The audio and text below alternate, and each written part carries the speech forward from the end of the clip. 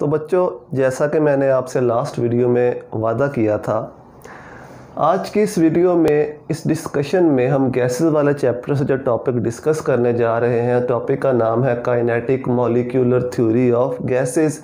इसको KMT भी कहते हैं। तो इस टॉपिक में हम बहुत सी बातें करने वाले हैं। हम देखने वाले हैं कि काइनेटिक मॉलिक्यूलर थ्योरी के पोस्टुलेट्स क्या हैं, फिर काइनेटिक गैस इक्वेशन क्या है, फिर उसके बाद जो एवरेज वेलोसिटीज़ है, मीन स्क्वायर वेलोसिटी जिसे कहते हैं, उसका क्या क्या कंसेप्ट है और वेलोसिटीज़ का स्क्वायर हम क्यों लेते हैं। सिंपल मीन क्यों नहीं फाइंड आउट किया जा सकता, उसका स्क्वायर क्यों लेना पड़ता है। फिर इसके बाद हम रूट मीन स्क्वायर वेलोसिटी की बात करेंगे। एक और किस्म की वेलोसिटी भी होती है गैसेस की, मोस्ट प्रोबेबल वेलोसिटी, उसकी बात करेंगे और तीनों में कंपैरिजन करेंगे कि कौन सी वेलोसिटी किसकी रेशो ज़्यादा होती है, किसकी रेशो कम होती है। तो ये सारा कुछ हम डिस्कस करने वाले हैं इस टॉपिक के अंदर। इस थ्योरी की डेवलपमेंट में डिफरेंट साइंटिस्ट की कंट्रीब्यूशन है। एक साइंटिस्ट ने इसके पोस्टुलेट्स को प्रपोज किया, फिर फर्दर दूसरे साइंटिस्ट ने उस पोस्टुलेट की बुनियाद के ऊपर एक इक्वेशन ड्राइव की, फिर इसके बाद मॉलिक्यूलर वेलोसिटीज़ का आइडिया आया वो क्या होती हैं। तो सबसे पहले अगर हम बात करें, जो पोस्टुलेट्स थे इस थ्योरी के, वो बर्नौली ने प्रपोज किए थे। साइंटिस्ट का नाम बर्नौली है, उसने काइनेटिक मॉलिक्यूलर थ्योरी के पोस्टुलेट्स प्रपोज किए थे। काइनेटिक का लफ्ज़ इस्तेमाल होता है मॉलिक्यूल्स की मूवमेंट, मॉलिक्यूल्स की हरकियात के लिए इस्तेमाल किया जाता है। तो इस टॉपिक के अंदर मॉलिक्यूल्स की हरकियात को लेकर जो मॉलिक्यूल्स की प्रॉपर्टी हैं उसी को हम डिस्कस करने जा रहे हैं। तो सबसे पहला उसका पोस्टुलेट क्या था, उसने कहा कि हर गैस छोटे छोटे पार्टिकल्स पर मुश्तमिल होती है जिसको हम गैस के मॉलिक्यूल्स कहते हैं। सपोज इस तरह से हर गैस छोटे छोटे पार्टिकल्स पर मुश्तमिल होती है जिसको हम गैस के मॉलिक्यूल्स कहते हैं। अब कुछ गैसेस जो हैं वो मोनोटॉमिक भी होती हैं, जिस तरह नोबल गैसेस। हमें पता है कि जो नोबल गैसेस हैं वो रिएक्शन नहीं करती, रिएक्शन में पार्टिसिपेट नहीं करती। तो ये वाली जो गैसेस हैं ये मोनोटॉमिक होती हैं, इनके मॉलिक्यूल्स मोनोटॉमिक होते हैं। दूसरा उसका पोस्टुलेट क्या था कि गैस के जो मॉलिक्यूल्स होते हैं वो एक दूसरे से वाइडली सेपरेटेड होते हैं। वाइडली सेपरेटेड होते हैं मतलब उनके दरमियान स्पेसेस बहुत ज़्यादा होती हैं। और तीसरा इसी से पोस्टुलेट निकलता है कि गैस के मॉलिक्यूल्स के दरमियान फोर्सेस ऑफ अट्रैक्शन नहीं होती, no forces of attraction. Gas के मॉलिक्यूल्स में अट्रैक्शन नहीं होती। बात ये याद रखना है कि हम बात कर रहे हैं आइडियल गैसेस के बारे में। ये आइडियल गैसेस की बात हो रही है, नॉन आइडियल वाला टॉपिक इसके बाद शुरू होगा। तो ये आइडियल गैसेस की यहाँ पे बात की जा रही है। गैस के मॉलिक्यूल्स में कोई फोर्सेस ऑफ अट्रैक्शन नहीं होती। चौथा पोस्टुलेट, गैस के मॉलिक्यूल्स की जो मूवमेंट है वो रैंडम होती है। रैंडम, या इसके लिए हम लफ्ज़ हैप्पैज़र्ड भी यूज़ करते हैं, हैप्पैज़र्ड भी यूज़ किया जाता है। जो गैस के मॉलिक्यूल का मोशन है वो क्या होता है, वो रैंडम होता है, यानी बेतरतीब होता है, क्योंकि अट्रैक्शन नहीं होती तो मॉलिक्यूल्स डिफरेंट डायरेक्शन में मूव कर रहे होते हैं। पांचवा पॉइंट इसका, जो गैस का प्रेशर है वो किस वजह से होता है। Pressure of gas, pressure of gas, किसी भी गैस का जो प्रेशर है वो किस वजह से होता है, is due to collision, due to collision of molecules. जब मॉलिक्यूल कोलिजन करते हैं, कोलिजन ऑफ मॉलिक्यूल्स किसके साथ कोलिजन करते हैं, जिस कंटेनर के अंदर वो बंद होते हैं उसकी वाल्स के साथ स्ट्राइक करते हैं, टकराते हैं, तो उसी वजह से गैस का प्रेशर बनता है। जितना ज़्यादा ज़ोर से टकराएंगे गैस का जो प्रेशर है वो भी उतना ज़्यादा होगा। इसके बाद गैस के मॉलिक्यूल्स आपस में भी टकराते रहते हैं, आपस में टकराने के बाद अपनी डायरेक्शंस को चेंज करते रहते हैं। छठा point, actual volume of gas molecules is negligible. बहुत इंपॉर्टेंट पॉइंट है आइडियल गैसेस के लिए। Actual volume of gas molecules, जो गैस मॉलिक्यूल्स का एक्चुअल वॉल्यूम है, ये थ्योरी कहती है कि वो नेग्लिजिबल होता है, negligible as compared to total volume, as compared to total volume of container, to total volume of container, जो कंटेनर का पूरा वॉल्यूम है उसके मुकाबले में जो गैस का एक्चुअल वॉल्यूम होता है वो नेग्लिजिबल होता है। सपोज़ यहाँ पे गैस क्लोज है इस कंटेनर के अंदर। अब गैस के जो आइडियल गैस के पार्टिकल्स हैं वो बहुत छोटे छोटे होते हैं, इस तरह से छोटे छोटे पार्टिकल होते हैं, टाइनी पार्टिकल। अगर इनको हम घेर घार के इकट्ठा करके एक जगह पे ले आएँ, एक कॉर्नर में ले आएँ, तो ये तकरीबन इतने वॉल्यूम ऑक्यूपाई, कह लो कि इतना वॉल्यूम आप समझ लो कि ऑक्यूपाई करेंगे। तो ये थ्योरी ये कहती है कि ये मॉलिक्यूल इतने स्मॉल होते हैं कि इनके वॉल्यूम को हम निगलेक्ट कर सकते हैं। अगर गैस यहाँ पे आइडियल गैस मौजूद है तो हम कहते हैं कि ये पूरा कंटेनर खाली है, हम कहते हैं गैस के मॉलिक्यूल्स का एक्चुअल वॉल्यूम है ही नहीं। ये जो गैस के मॉलिक्यूल्स एक्चुअली स्पेस ऑक्यूपाई करते हैं ये तो पूरे कंटेनर का वॉल्यूम है ये वाला। इसमें जो एक्चुअल मॉलिक्यूल्स का वॉल्यूम है जो बहुत कम, इतना कम होता है कि आइडियल गैस के केस में हम कहते हैं कि ये नेग्लिजिबल है। इस पॉइंट को याद रखना है, बहुत इंपॉर्टेंट पॉइंट है। इसके बाद अगर हम 7वें पॉइंट की बात करें, 7वां पॉइंट इसका ये है कि अगर दो आइडियल गैसेस सेम टेम्परेचर पे होंगी तो उनकी काइनेटिक एनर्जी भी सेम होगी, काइनेटिक एनर्जी भी उनकी सेम होगी एट सेम टेम्परेचर। अगर टेम्परेचर सेम होगा, आइडियल गैसेस या gases will have same kinetic energy, will have same kinetic energy, उनकी जो काइनेटिक एनर्जी है वो भी सेम होगी। ये भी पॉइंट बहुत इंपॉर्टेंट है, इसको भी याद रखना है। इसके बाद अगर हम 8वें पॉइंट की बात करें तो वो कहता है कि जो गैस के मॉलिक्यूल्स हैं उनकी मूवमेंट के ऊपर ग्रेविटी का कोई इफ़ेक्ट नहीं होता। Gravity has no effect, gravity has no affect, gravity का कोई इफेक्ट नहीं होता on motion of gas molecule या on movement of gas molecules. Gas molecules की मूवमेंट के ऊपर जो ग्रेविटी है उसका कोई इफेक्ट नहीं होता। तो ये कुछ बेसिक 8-9 पॉइंट्स हैं। इसके अलावा शायद एक और भी पॉइंट हो, जो बेसिक मैंने आपको पॉइंट्स थे वो बता दिए काइनेटिक मॉलिक्यूलर थ्योरी के, और ये पॉइंट्स प्रपोज किए थे बर्नौली ने। अब इन्हीं पॉइंट्स की बेस के ऊपर जो नेक्स्ट साइंटिस्ट है हमारे पास, क्लासियस, इस साइंटिस्ट ने इन्हीं पास्टुलेट्स को यूज़ करते हुए एक इक्वेशन ड्राइव की जिसको हम कहते हैं काइनेटिक गैस इक्वेशन। उसकी पूरी डेरिवेशन भी है लेकिन वो आपके सिलेबस में नहीं है, ना ही आपके बुक में है, ना ही हम उसको ड्राइव करने जा रहे हैं। आपने सिर्फ वो इक्वेशन याद रखनी है। इक्वेशन है PV is equal to 1/3 mnc² bar, mnc² bar. ये वो इक्वेशन है जिसको हम कहते हैं kinetic gas equation, kinetic gas equation. P यहाँ पे गैस का प्रेशर होगा, V आपको पता है गैस का वॉल्यूम होगा, volume of gas.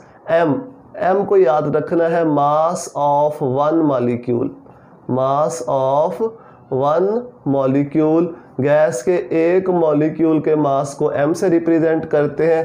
n total number of molecules, n total molecules, कितने मॉलिक्यूल्स हैं कंटेनर के अंदर, और c² बार है, ये है मीन वेलोसिटी या मीन स्क्वायर वेलोसिटी जिसके बारे में हम पढ़ने जा रहे हैं, मीन स्क्वायर वेलोसिटी। तो ये डिफरेंट टर्म्स हैं जो इस थ्योरी के अंदर इस्तेमाल होती हैं। इसको थ्योरी के अंदर ये जो टर्म्स हैं मैंने लिख दिया, आपने इन टर्म्स को याद रखना है। प्रेशर का आपको पता है, वॉल्यूम का पता है, m का याद रखना है, mass of one molecule, and total molecules जो होंगे उसको n से रिप्रेजेंट करते हैं, और c² बार इसमें बहुत इंपॉर्टेंट है, मीन स्क्वायर वेलोसिटी से कहते हैं। अब ये मॉलिक्यूल्स की वेलोसिटी का जो कंसेप्ट है इसको डेवलप किया था मैक्सवेल और बोल्ट्जमैन। इन साइंटिस्ट ने मॉलिक्यूल्स की वेलोसिटी के कंसेप्ट को डेवलप किया। इन्होंने कहा कि तमाम गैस के जो मॉलिक्यूल्स होते हैं उनकी वेलोसिटी सेम नहीं होती, क्योंकि मॉलिक्यूल्स आपस में टकराते रहते हैं, अपनी वेलोसिटीज़ को, अपनी डायरेक्शंस को चेंज करते रहते हैं। तो हर इंडिविजुअल मॉलिक्यूल की वेलोसिटी को फाइंड आउट करना, उसको निकालना वो पॉसिबल नहीं है। तो इसलिए हम गैस की एवरेज वेलोसिटी निकाल सकते हैं। गैस के मॉलिक्यूल्स की एवरेज, जो एवरेज निकालने का तरीका होता है वैसे ही हम इसकी एवरेज वेलोसिटी कैलकुलेट कर सकते हैं। अब सपोज़ हमारे पास गैस है, गैस में डिफरेंट टाइप ऑफ मॉलिक्यूल्स हैं जो डिफरेंट वेलोसिटी से मूव कर रहे हैं। उन गैस के मॉलिक्यूल्स का हम ग्रुप्स बना लेते हैं। सपोज ये एक गैस के मॉलिक्यूल का ग्रुप है जो वेलोसिटी c1 से मूव कर रहा है, एक दूसरा ग्रुप है गैस के मॉलिक्यूल्स का जो वेलोसिटी v2 से मूव कर रहा है, यानी इन तमाम मॉलिक्यूल्स की वेलोसिटी सेम है, इन तमाम की सेम है। एक तीसरा ग्रुप है जो वेलोसिटी c3 से मूव कर रहा है, और एक चौथा ग्रुप है जो वेलोसिटी c4 से मूव कर रहा है। इस तरह से हम गैस के मॉलिक्यूल्स के डिफरेंट ग्रुप्स बना लेते हैं, उन मॉलिक्यूल्स को एक ग्रुप में रख देते हैं जिनकी वेलोसिटीज़ जो है वो सेम है। अब हम निकालते हैं इनका एवरेज।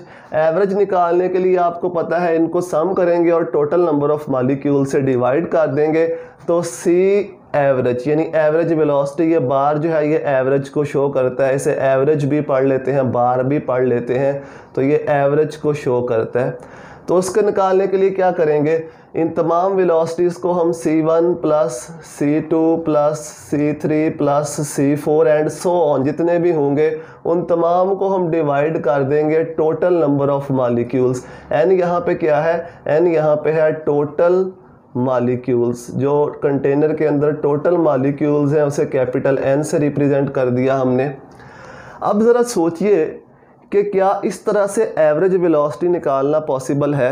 आपको पता है कि जो वेलोसिटी होती है वो एक वेक्टर क्वांटिटी है, वो एक वेक्टर क्वांटिटी है, उसकी कोई ना कोई डायरेक्शन मैग्नीट्यूड होती है। सपोज़ आप इसको समझो ज़रा, सपोज़ एक मॉलिक्यूल है वो इस डायरेक्शन में एक्स डायरेक्शन में मूव कर रहा है, एक्स डायरेक्शन में मूव करते हुए उसकी वेलोसिटी v1 है, वो इधर को मूव कर रहा है, वो जाके टकराता है कंटेनर की वाल के साथ। जब वो कंटेनर की वाल के साथ टकराएगा तो वो रिवर्स डायरेक्शन में भी आएगा, यानी उसकी वेलोसिटी जो होगी वो रिवर्स डायरेक्शन में। अगर यहाँ उसका साइन पॉजिटिव है वेलोसिटी का, तो यहाँ पे साइन क्या हो जाएगा, नेगेटिव।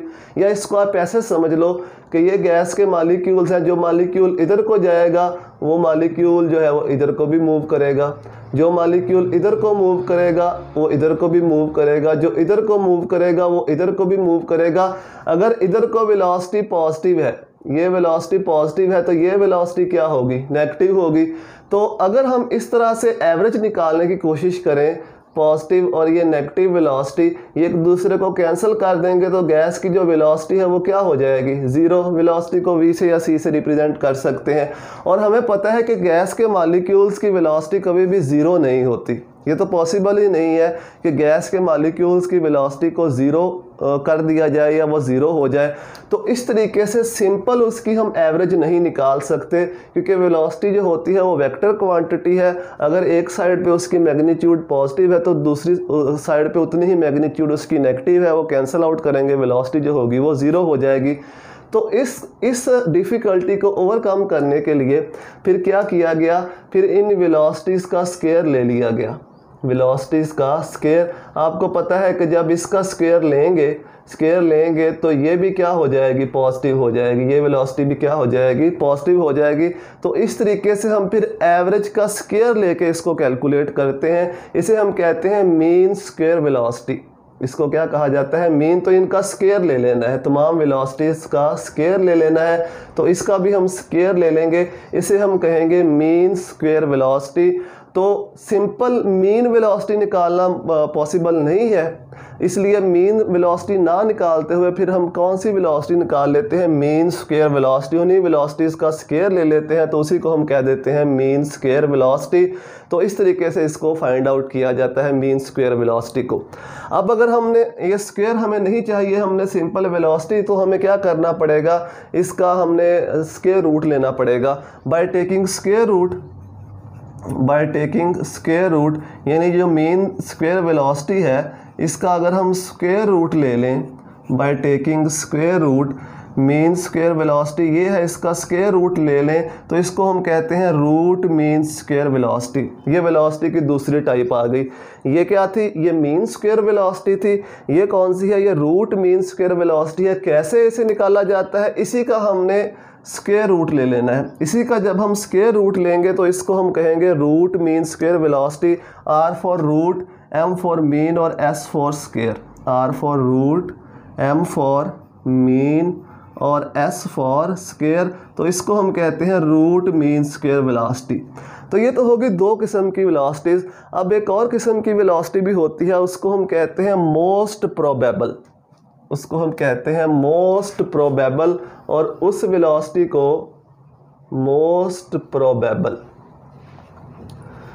प्रोबेबल वेलोसिटी वो वेलोसिटी होती है जो गैस के ज़्यादातर मॉलिक्यूल्स रखते हैं। जो गैस के ज़्यादातर मॉलिक्यूल्स की वेलोसिटी होती है उसको मोस्ट प्रोबेबल वेलोसिटी कहते हैं, और उस वेलोसिटी को हम रिप्रेजेंट करते हैं CMP, मोस्ट प्रोबेबल वेलोसिटी।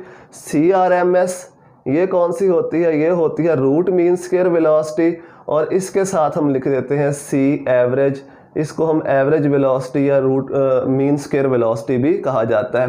तो ये तीन किस्म की वेलोसिटीज़ हैं जो हम गैसेस के मॉलिक्यूल्स के बारे में स्टडी करते हैं। इनकी स्पेसिफिक वैल्यूज़ भी हैं। आपकी बुक में जो वैल्यू दी हुई है वो CRMS की रूट मीन स्क्वायर वेलोसिटी की ये है 3RT/m स्क्वायर रूट। ये इसकी वैल्यू है रूट मीन स्क्वायर वेलोसिटी की। और इसे कहाँ से ड्राइव किया गया है? इसे इस इक्वेशन से ड्राइव किया गया है, काइनेटिक गैस इक्वेशन से। इस तरह से काइनेटिक गैस इक्वेशन से एवरेज वेलोसिटी, जो एवरेज वेलोसिटी है उसकी भी हमने जो वैल्यू फाइंड किया है वो है 8RT/m, 8RT/m इसका स्क्वायर रूट। और जो मोस्ट प्रोबेबल वेलोसिटी है CMP, उसकी वैल्यू है 2RT/m। तो ये तीन किस्म की वेलोसिटीज़ हैं। इनकी वैल्यूज़ को इस इक्वेशन से ड्राइव किया गया है। इसकी वैल्यू मैं आपको ड्राइव करके दिखाऊंगा। अभी बाकी दो को भी ड्राइव किया जा सकता है, लेकिन वो हम यहाँ पे नहीं लिख रहे। इस साइड को मैं रेस कर देता हूँ जहाँ पे मैंने पोस्टुलेट्स लिखे हैं। तो यहाँ पे हम फर्दर जो है वो डिस्कशन को कंटिन्यू रखते हैं। तो मैंने आपको बताया कि तीन किस्म की वेलोसिटीज़ होती हैं गैस के मॉलिक्यूल्स की, जिनको यूजली हम डिस्कस करते हैं। Mean velocity, mean square velocity, root mean square velocity और मोस्ट प्रोबेबल वेलोसिटी। अब इनमें रेशो क्या बनती है? अगर आपसे पूछा जाए कि इनकी रेशो क्या होगी, कौन सी वेलोसिटी ज़्यादा होगी, कौन सी वेलोसिटी कम होगी, तो रेशो भी हम इनकी निकाल सकते हैं। रूट मीन स्क्वायर वेलोसिटी जो CRMS है, और जो एवरेज है एवरेज, और इसके साथ तीसरी वेलोसिटी है मोस्ट प्रोबेबल वेलोसिटी। ये होगी 3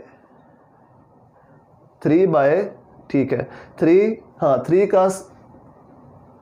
का स्क्वायर रूट ये होगी, और ये होगी, इसकी वैल्यू बनेगी 8/π। क्या बनेगी? 8/π इसका स्क्वायर रूट, और इसकी बनेगी 2 का स्क्वायर रूट। ये जो RT/m है ये तो सब में कॉमन है, तो ये हम नहीं लिखेंगे। इस फैक्टर को हम कंपेयर करेंगे, देखेंगे किसकी वैल्यू, किसकी रेशियो ज़्यादा आती है इनमें से। तो सबसे ज़्यादा जो होगी वैल्यू वो इसकी आएगी। अगर आप कैलकुलेटर से कैलकुलेट करोगे, root mean square velocity average दरमियान में आएगी, और सबसे कम आएगी मोस्ट प्रोबेबल वेलोसिटी की। अब हम देखते हैं कि कैसे रूट मीन स्क्वायर वेलोसिटी की जो वैल्यू है उसको ड्राइव किया गया काइनेटिक गैस इक्वेशन से। काइनेटिक गैस इक्वेशन, इसको ज़रा देखिएगा गौर से। PV = 1/3 mnc²। अब यहाँ पे जो n जो है ये नंबर ऑफ मॉलिक्यूल्स को रिप्रेजेंट करता है। अब नंबर ऑफ मॉलिक्यूल्स अगर एवोगैड्रोज नंबर हूँ, यानी 6.02 10⁻³ तो इफ़ n = Na, यानी एवोगैड्रोज नंबर हूँ, एवोगैड्रोज पार्टिकल हूँ, तो फिर हम क्या लिख सकते हैं? इसकी जगह पे एवोगैड्रोज नंबर पुट कर देंगे, तो ये बन जाएगा PV = 1/3 mNa Avogadro's number c²। अब ये जो हिस्सा है mNa, mass of one molecule of gas multiplied by Avogadro number, mass of one molecule of gas multiplied by Avogadro number, ये इक्वल आता है मॉलिक्यूलर मास के। ये हमने मोल वाले और एवोगैड्रोज वाले कॉन्सेप्ट में पढ़ा हुआ है। हमने वहाँ पे पढ़ा था कि किसी एक एटम के मास को अगर हम, या मॉलिक्यूल के मास को अगर हम ग्राम में रिप्रेजेंट कर दें तो उसको हम मोल कहते हैं। एक मोल के अंदर कितने पार्टिकल होते हैं? 6.02 10⁻23। तो इसका मतलब है कि जो एक पार्टिकल का मास है, सपोज एक मॉलिक्यूल है वाटर का, उसका मास 18 AMU है, उसको अगर हम 6.02 10⁻23 से मल्टीप्लाई कर दें तो वो 1 मोल बन जाएगा। और 1 मोल के मास को हम क्या कहते हैं? मॉलिक्यूलर मास, उसी को मॉलिक्यूलर मास कहा जाता है। तो ये आइडिया वहाँ से आता है कि एक मॉलिक्यूल के मास को अगर हम एवोगैड्रोस नंबर से मल्टीप्लाई करें तो वो उसका मॉलिक्यूलर मास बन जाता है। जिस तरह वाटर का एक मॉलिक्यूल है, इसको अगर हम एवोगैड्रोस नंबर से मल्टीप्लाई कर दें तो वाटर का मॉलिक्यूलर मास बन जाएगा, जो कि होता है 18 ग्राम।